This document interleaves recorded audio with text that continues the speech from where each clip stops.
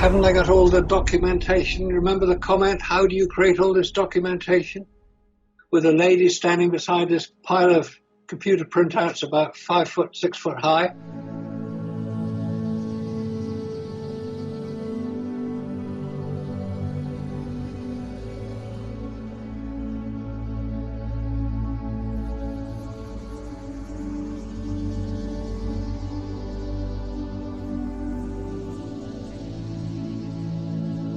If NASA was faked, how do you create all this paperwork for it? What a stupid question. Of course you created it, because the people creating the paperwork were doing the best job they could.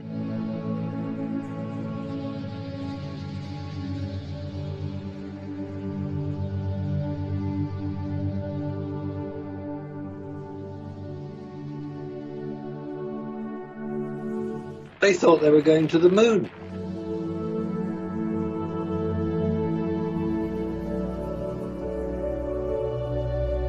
So they had to develop all the paperwork to support what their research was. There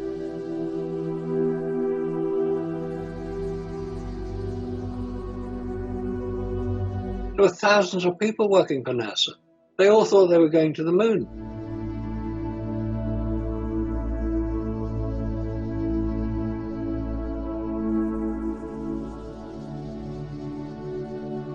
We all thought we were going to the moon. We saw the rocket take off. Oh, they're going to the moon. And there are many thousands of Americans who said, I had a small piece of that. I helped with a small piece of that. So the idea that you create all this huge amount of paperwork if you didn't go to the moon is nonsense. Of course you create the paperwork, and it's perfectly genuine, because none of these so-called conspiracy theorists at NASA could work that one out. Of course they would. Of course all the rockets were real. Of course all the spacesuits were real. Whether they worked or not is another matter. Well, that's the thing. When you look through the PDF files, you see the testing on it. I suddenly realized that all of these testing of materials, it shows the failure, like when they're testing fuel tanks and everything else. They're showing what the burst pressure is on all of them, but that's not what they needed to get there, because they're actually filling these things up well beyond that. The pressure in the oxygen tank, the little one behind their head, right, is you can see the gauge, it's at 5,500 pounds. You put that in a vacuum chamber and see if it'll hold that 5,500 pounds.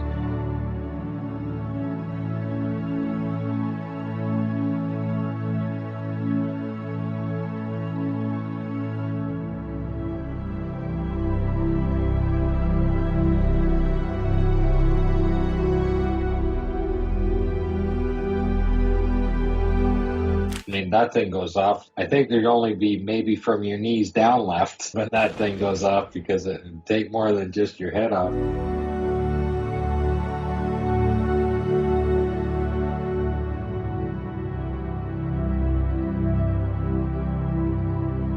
One of the other things that Robert and I were looking at in some of the videos is when they're helping people get dressed and undressed, showing the real suits.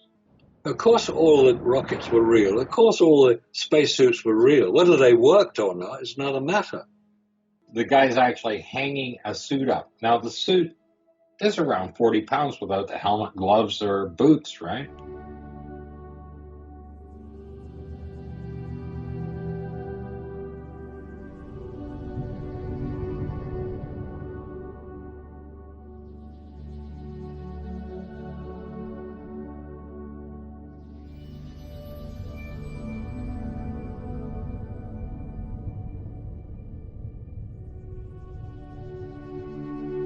Is around 40 pounds without the helmet, gloves, or boots, right? Just a suit. And he just puts it on a hanger and hangs it up, and there's about 30 other suits on that hanger.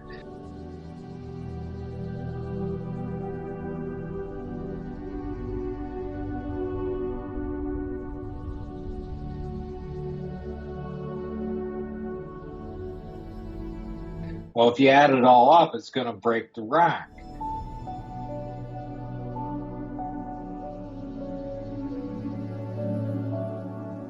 Even James Burke, when he was in a suit, right? And they take the PLS off of him. And the guy just grabs it and sets it over here. Well, that thing's 140 pounds. It was a fake one. It was just one for the set. It was one for the show. That's all it was. Everything is always for the show. Probably the first thing you notice about this suit as I talk is a constant hiss in the background behind my voice. Well, the astronaut learns to live with that. That's why he's alive.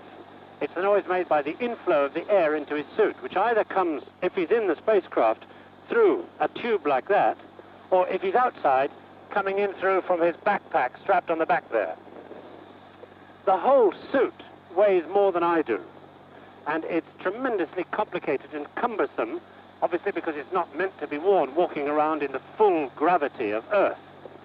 It takes the astronauts, after some years of practice, only 5 minutes to put it on and take it off.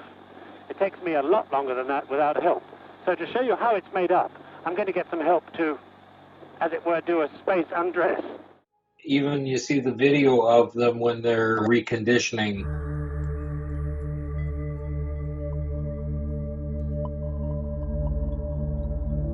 Neil's suit, and the people are working on it. They're just picking it up. These are women. They're just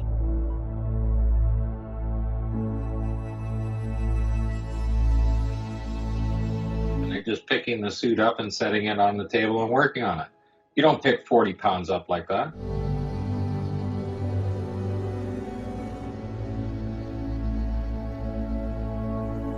It's not going to happen.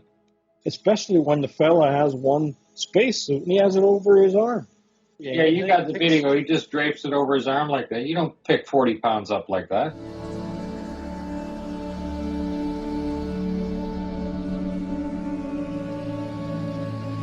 And I mean, the weights are there. The PDF files show the actual physical weight of these suits.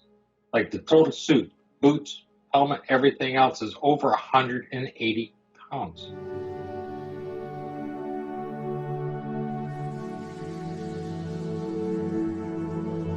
In that video, it took two technicians to raise the suit like this from the back position up to the seating position. It took two technicians to do that.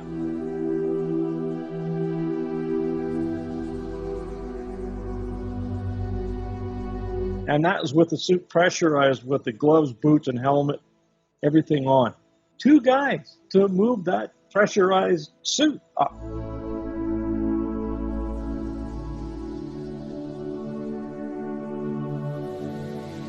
This guy, we were talking about the ISS, and this one fella, he's going, oh yeah, well, two people, that's that. Well, you know, these guys, because it's zero gravity, it's easier. I said, really? Those of you with good memories will recall that Shill Stompers was previously known as Robert Fink, and that he uploaded videos where he argued, for example, that satellites are fake. This was before his channel got taken down by YouTube, and he ended up in court, where he got fined a substantial amount of money for stalking and harassment. But that's why it takes two technicians to help one astronaut on the ISS into a spacesuit. They should be able to do that themselves if they're floating around in all that room. Why do you need two technicians?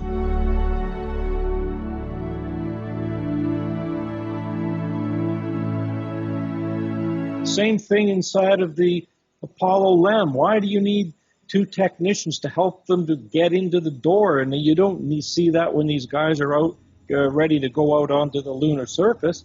There's nobody there. Who's going to help them? Does that make sense? Sense? Sense? Sense? Sense? Sense?